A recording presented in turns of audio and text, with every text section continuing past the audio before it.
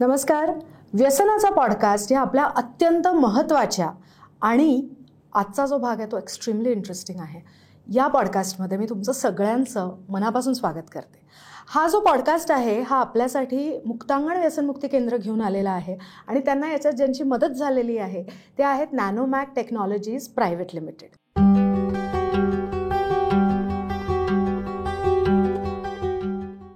आज माझ्याबरोबर इथे निहार बसलेला आहे.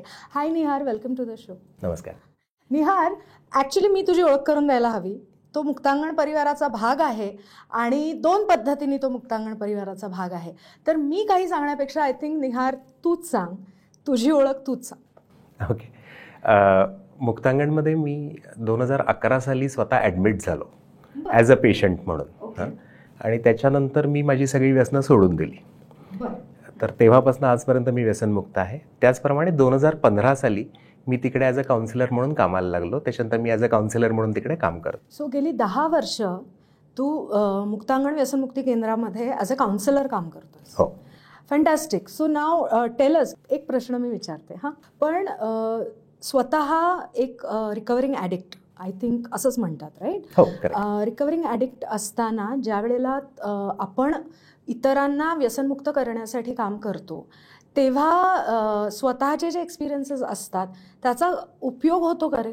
बऱ्याच ठिकाणी उपयोग होतो, बऱ्याच ठिकाणी उपयोग होतही नाही. म्हणजे उलटंही होतं की मी कसा त्यातनं बाहेर पडलो, मला असं वाटतं इतरांनी तसं बाहेर पडावं. पण तसं नसतं. प्रत्येक माणूस वेगळा असतो, त्याचे प्रॉब्लेम्स वेगळे असतात, त्याचे विचार वेगळे असतात, सर्वच गोष्टी वेगळ्या असतात. तर त्याच्यामुळे मी जर समजा माझ्यासारखं त्याला करायला गेलो तर होत नाही. पण त्याला काय त्रास होतोय हे मी छान समजू शकतो. म्हणजे फॉर एक्झाम्पल मी व्यसन सोडायचे प्रयत्न खूप वर्ष करत होतो. मी कुठे ॲडमिट झालो नव्हतो, हा आजार आहे हे मला माहिती नव्हतं, किंवा मुक्तांगणसारखं असं काही व्यसनमुक्ती केंद्र असतं ह्याच्याबद्दल मला कल्पना नव्हती. मी व्यसन करत होतो आणि व्यसन सोडायचा प्रयत्नही करत होतो, कारण मला पूर्णपणे कळत होतं की मी जे काही करतोय ते चुकीचं करतोय. तर ह्याच्यामध्ये ज्यावेळेस मी ॲडमिट झाल्यानंतर मला ती एक मदत मिळाली मुक्तांगणकडनं आणि त्याच्यानंतर मी कुठलंच व्यसन केलं नाही. मग बऱ्याच वेळेस असं होतं की मला असं वाटतं की इतरांनी पण तसंच करावं. म्हणजे आता का नाही. तर ह्या दोन्ही गोष्टी आहेत की इतरांनी माझ्यासारखं व्हावं हे जर समजा मला वाटत असेल तर त्याचं नुकसान आहे. आणि त्याचप्रमाणे मला जे त्रास झाले, मी सोडायचे प्रयत्न करत होतो पण मला जमत नव्हतं, तसं त्याला आज जमत नाहीये हा विचार केला तर त्याचा फायदा होतो. तो it is both ways. So आता आपण ह्या 10 वर्षांकडे येऊयात. मुख्यत्वे मला जो प्रश्न पडलेला आहे तो आजकाल हा शब्द, म्हणजे आम्ही कॉलेजमध्ये होतो तेव्हाही हा खूप कानावर पडायचा आणि आता तर खूप जास्त कानावर पडतो, तो म्हणजे ड्रग्स. तर सगळ्यात आधी मला हे विचारायचं आहे की ड्रग्स म्हणजे काय नेमकं? एक गैरसमजूत आहे या बाबतीत की ड्रग्स म्हणजे भयंकर काहीतरी. तर कारण एक्झाम्पल सांगतो. आता गेल्या 10 वर्षात मी अनेक वेळा अनेक लोकांना ॲडमिट होताना बघितलंय. ॲडमिट होत असताना त्यांचे नातेवाईक त्यांच्या बरोबर असतात. त्यांची फाईल करतोय मी. फाईल करताना ते विचारतात हा राहणार कुठे? तर मी सांगतो डॉर्मेट्री आहे. इथे सगळेजण एकत्र राहतात, कोणाला असं स्पेशल काहीच नाही, स्पेशल ट्रीटमेंट नाही, नथिंग, एव्हरीवन इज इक्वल. मग त्यावेळेस ते विचारतात ड्रगवाले कुठे असतात हो? म्हणजे आमचा तर फक्त दारूच पितो, तो काही ड्रग घेत नाही.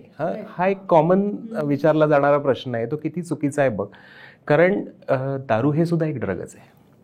आपण आजूबाजूला बऱ्याच गोष्टी स्वतः रोज करत असतो, ती पण ड्रग्ज आहेत. आपण म्हणून चहा पण एक केमिकल आहे, कॉफी पण एक केमिकल आहे. ही सगळी ड्रग्जच आहेत. आपण औषधं घेतो ती पण ड्रग्ज आहेत. म्हणजे ड्रग्ज म्हणजे काहीतरी भयंकर. आपल्याला लिगल आणि इल्लिगल मधले बरेच जण फरक करताना बघतो आपण. म्हणजे लोकांच्या मनात काय बसलेलं आहे, इल्लिगल ते ड्रग, लिगल ते सगळं ओके. तसं नाहीये. तसं अजिबात नाहीये. तर सरकारमान्य गोष्टी पण ड्रग्ज आहेत हे पहिल्यांदा ऍक्सेप्ट करूया आपण. म्हणजे ड्रग्ज ही कोणत्याही प्रकारची असतील. आता जी ड्रग्ज मेंदूवरती वेगवेगळ्या प्रकारे रिॲक्ट होतात त्यांचं व्यसन लागतं. म्हणजे ती एकतर मेंदूला शांत करतात, किंवा मेंदूला उत्तेजित करतात, किंवा मेंदूला भास देतात, किंवा मेंदूला सुन्न करून टाकतात, त्याचं सेन्सेशन जातं. हे जे काही करतात, जी ड्रग्स करतात त्यांचं सेवन केलं जातं. जसं आता दारू हे डिप्रेसंट आहे. दारू प्यायली की झोप लागते. एक्झाम्पल. हां, तसंच जर समजा अफूची व्यसनं केली तर बधीर होऊन जातो, त्याचं सेन्सेशन जातं. राईट. हां, तुम्ही जर समजा काही कोकेनसारखी व्यसनं केलीत, MD सारखी व्यसनं केलीत, तर ह्या व्यसनामध्ये उत्तेजित होतो मेंदू. हां, म्हणजे जसं तुला चहा प्यायल्यानंतर तरतरी येते की नाही, हां, पण त्याच्या 100 पट 1000 पट जास्त ह्या ड्रग्सनी होते. म्हणजे चहा पण ड्रग आहे, हे पण ड्रग आहे, पण हे जर चहामध्ये जर समजा मला 1% तरतरी येत असेल तर मे बी मला कोकेनमध्ये 1000% तरतरी येते, तंबाखूमध्ये 100% तरतरी येते. तंबाखू पण ड्रगच आहे, त्यातलं निकोटीन पण ड्रगच आहे. करेक्ट. तर ही अशी बायफर्केशन आपण ड्रगमध्ये करू शकतो. ही सगळीच ड्रग आहेत. म्हणूनच यांना असं म्हणलं जातं हे सायको ॲक्टिव्ह सबस्टन्सेस आहेत, कारण ते मेंदूवरती काम करतात. कोणताही पदार्थ जो घेतल्यामुळे माझ्या मेंदूला वेगवेगळ्या प्रकारे चालना, उत्तेजना किंवा काही आपण जसं मगाशी म्हटलं त्याप्रमाणे शांतता, हे ज्याला मिळेल ती सगळी ड्रग्ज आहेत आणि त्या सगळ्यांचं व्यसन केलं जातं. बरोबर. पण मी जेव्हा कॉलेजमध्ये होते तेव्हा आपण असं म्हणूया जी सरकारमान्य नसलेली ड्रग्ज, ओके, तर तेव्हा जे प्रकार होते ते आणि आता जे त्यातले प्रकार आहेत ते, ह्याच्यामध्ये खूप जास्त व्हरायटी आली आहे का आता? हो, व्हरायटी आली आहे. जग खूप जवळ आलंय. राईट. म्हणजे बऱ्याच गोष्टी इझिली अवेलेबल आहेत असं आपण म्हणूया. बरोबर. बऱ्याच गोष्टी अशा आहेत की ज्या हल्ली बरेच जण गुगल करून त्याला केमिकली चेंज करून टाकतात. म्हणजे लॅबोरेटरीमध्ये अवेलेबल असलेले 2-3 केमिकल्स ते मिक्स करून कोणतं तरी केमिकल बनवायचं जे ॲडिक्टिव्ह आहे. म्हणजे तुम्हाला त्याच्यासाठी काही वेगळं करायला लागत नाही. आत्ता मध्ये पेपरमध्ये आलं होतं की मालाडमध्ये एक होमिओपॅथ होता, त्या होमिओपॅथने तिकडे MD बनवत होता. हां, त्याच्यासाठी ते खूप सोपं होतं, कारण त्याच्यासाठी फक्त त्याच्याकडची जी काही 2 इन्ग्रेडियंट्स होते, अवेलेबल इन्ग्रेडियंट्स होते, ते फक्त मिक्स केले, क्रिस्टल्स तयार व्हायचे आणि those crystals were mephedrone which is MD. म्हणजे ज्याला मॅव मॅव म्हणतात किंवा MD म्हणतात, हे सगळं तर तो इझिली तयार करत होता.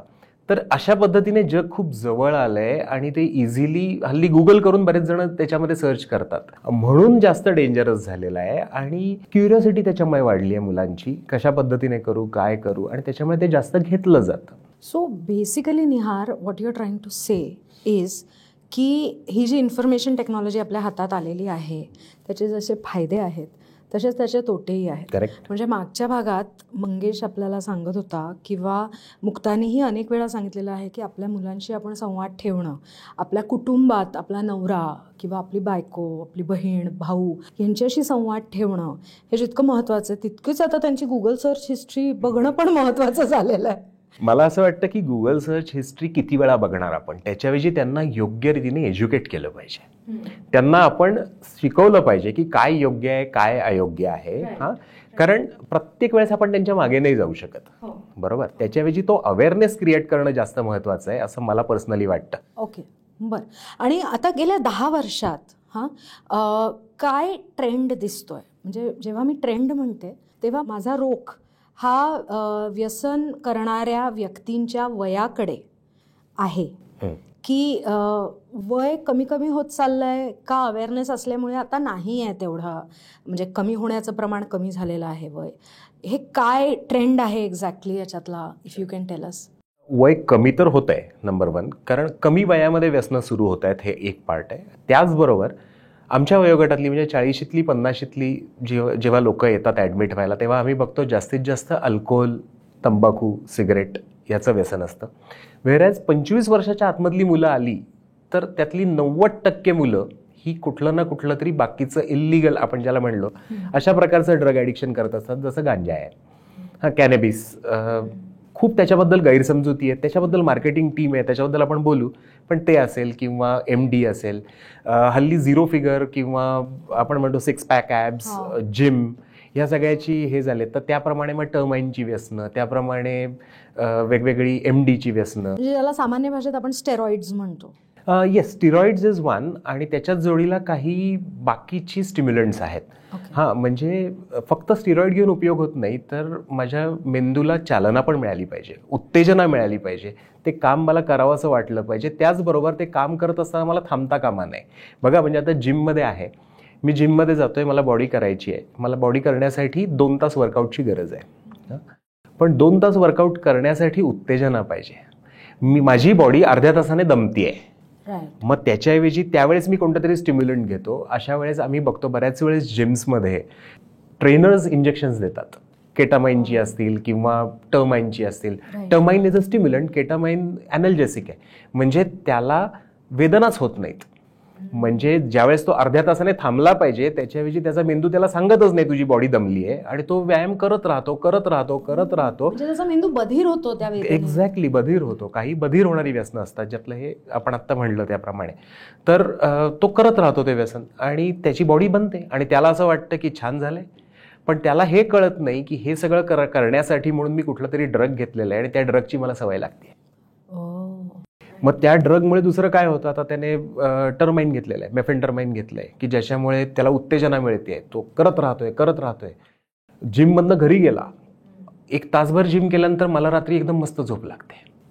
पण त्याला 2 तास जिम करूनही रात्री झोप लागत नाही. मग त्याला, कारण त्याने त्याच्याबरोबर व्यसनही केलेलं आहे, त्याने उत्तेजना घेतलेली आहे. मग अशा वेळेस त्याला रात्री काही ना काहीतरी लागतं. मग ते काय, मग त्याच्यासाठी कुठल्या तरी गोळ्या खाणं, त्याच्यासाठी दारू पिणं, हे सगळे प्रकार करतात. म्हणजेच एक व्यसन येतं त्याच्याबरोबर दुसरंही व्यसन चालू होतं. म्हणजे एकीकडे तो स्वतःला उत्तेजित पण करतोय आणि झोप लागावी म्हणून तो डाऊन पण करतो. म्हणजे they are called as downers. Absolutely right. म्हणजे आपण म्हणतो की कोणतेही उत्तेजक ज्यावेळेस घेतात त्यावेळेस माणूस जगू नाही शकत फक्त उत्तेजक घेऊन, त्याला डाऊनर्स लागतात. मग त्याच्यासाठी नायट्रोवॅटच्या गोळ्या असतील किंवा दारू असेल किंवा कोणत्या ना कोणत्या तरी अजून गोळ्या, बाकीची अवेलेबिलिटी, जी काय अवेलेबिलिटी असेल त्यानुसार ते स्वतःला डाऊन करतो आणि स्वतःला झोपवायचा प्रयत्न करतो. राईट. पण मग याचे, कारण मेंदूशीच तुम्ही खेळताय ना, मेंदूला उत्तेजित करताय किंवा शांत करताय, मग याचे मानसिक आजारात पण रूपांतर होत असेल का? ॲब्सोल्युटली होतं. हां, आम्ही बऱ्याच वेळेस बघतो की त्याला ओरिजिनल मानसिक आजार कोणताच नसतो, पण व्यसन केल्यामुळे त्याला मानसिक आजार जडतात. हां, एक अजून ऍड करू शकतो याच्यामध्ये की बऱ्याच जणांना काही मानसिक आजार असतात आणि त्याच्यामुळेही त्यांना व्यसन लागतं. असं दोन्ही प्रकार आहेत. पण आता तू जो प्रश्न विचारलास त्याच्या अनुषंगाने मी म्हणेन की व्यसनामुळे मानसिक आजार बऱ्याच वेळेस जडतात, की ज्यावेळेस त्याला ती गरजच नसते पण तरी तो करत असतो. आणि लेट्स से आता त्याने, आता आपण टर्माइन बद्दल बोलत होतो, टर्माइन घेतलंय त्याने, काहीतरी दुसरी अजून हे घेतली आहेत औषधं, स्टिम्युलंट्स घेतली आहेत, तर नॅचरली तो हायपर असणार. त्याचा पल्स रेट वाढलेला असतो. हां, जो स्टँडर्ड 70-72 पाहिजे तो त्यावेळेस पल्स रेट वाढत गेलेला असतो. हां, मग त्यावेळेस नॅचरली उत्तेजना जास्त असते. मग कोणीतरी बोलल्यानंतर त्याचं लक्ष नसतं, मग त्याची चिडचिडेपणा वाढलेला असतो, मग तो एकदम ॲरोगंट होतो, काहीतरी होतो. आणि काही काळानंतर ज्यावेळेस त्याची नशा उतरते, ज्यावेळेस तो असर उतरतो, त्यावेळेस त्याच्या विरुद्ध तो एकदम डाऊन होऊन जातो आणि एकदम मलूल पडून जातो. मग त्यावेळेस त्याला ज्यावेळेस जागा करायचा प्रयत्न करतात, मग त्यावेळेस तो रिॲक्ट होतो. एकतर तो सुस्त पडून राहतो, किंवा जर समजा त्याला कोणी सांगायचा प्रयत्न केला की बाबा तुला कॉलेजला जायचं आहे किंवा तुला आता कामाला जायचं आहे किंवा काय, असं त्याला ज्या पद्धतीने सांगायचा प्रयत्न केला की तो रिॲक्ट होतो. आणि मग त्याचं रूपांतर वेगवेगळ्या प्रकारच्या बिहेवियरल मानसिक आजारात होतं. त्याचप्रमाणे मानसिक, आता तू म्हणालीस त्याप्रमाणे मेंदूवरती परिणाम करतातच आहेत जे काही ड्रग्ज आहेत ती. तर तो जो काही परिणाम आहे तो दीर्घकाळ परिणाम वेगवेगळ्या प्रकारच्या मानसिक आजारांमध्ये पण त्याचं रूपांतर होतं. ह्या 12-15 मिनिटांमध्ये माझे डोळे उघडलेले आहेत, कारण आय वुड ॲडमिट हिअर की मला चहाचं व्यसन आहे. हां, सो स्टिम्युलंट मी सुद्धा घेते, आपण सगळेच घेतो. आपल्याकडे 40 डिग्री टेम्परेचर असलं तरी आपल्या सगळ्यांना चहा लागतो, अगदी नागपुरात असलो आपण तरी. पण अत्यंत महत्त्वाचा मुद्दा ह्याच्यामध्ये असा आहे की आपण केमिकल्स, जसं मुक्तानी पण तिच्या भागामध्ये सांगितलं होतं की जेव्हा गुटखा किंवा तंबाखू तयार होते तेव्हा असे केमिकल्स, म्हणजे टॉयलेट क्लीनर्ससारखे केमिकल्स त्याच्यामध्ये घातले जातात, जे सहसा आपण घरातही ठेवणार नाही, असे केमिकल्स टाकून आपण ते कन्झ्युम करतो. राईट. सो अशा प्रकारचे केमिकल्स आपण एका हेतूसाठी म्हणून घेतो. म्हणजे आत्ता तू व्यायामाचं उदाहरण दिलं, तसंच आय एम शुअर की जे हाय स्ट्रेस एज्युकेशन प्रोग्राम्समध्ये मुलं आहेत की ज्यांना खूप अभ्यास करायचा आहे, खूप मार्क मिळवायचे आहेत, खूप अचीव करायचं आहे, खूप कॉम्पिटिशन आहे, ते पण अशा प्रकारचे केमिकल्स आणि हे घेत असतील तर आपण आपल्या मेंदूलाच ऑल्टर करतो आहे. आणि दिस इज एक्स्ट्रीमली डेंजरस, कारण एकदा तो मेंदू ऑल्टर झाला की परत तुम्ही स्वतःसारखे विचार करू शकाल की नाही हे आपल्याला माहिती नाही आहे, कारण ते ऑल्टरेशन बऱ्यापैकी परमनंट असावेत असं मला वाटतं. सो पुढच्या भागामध्ये आपण हे जे मेंदूवर होणारे परिणाम आहेत आणि त्याचे शरीरावर होणारे परिणाम आणि मनावर होणारे परिणाम याच्याबद्दल अजून थोडं डिटेलमध्ये बोलणार आहोत निहारसोबत. तोपर्यंत तुम्ही सगळ्यांनी केमिकल्सपासून लांब राहा. Specially Google search history search करा आधी सगळेजण जाऊन एकमेकांची. Please please please take care of yourself and your family. Bye. Take care.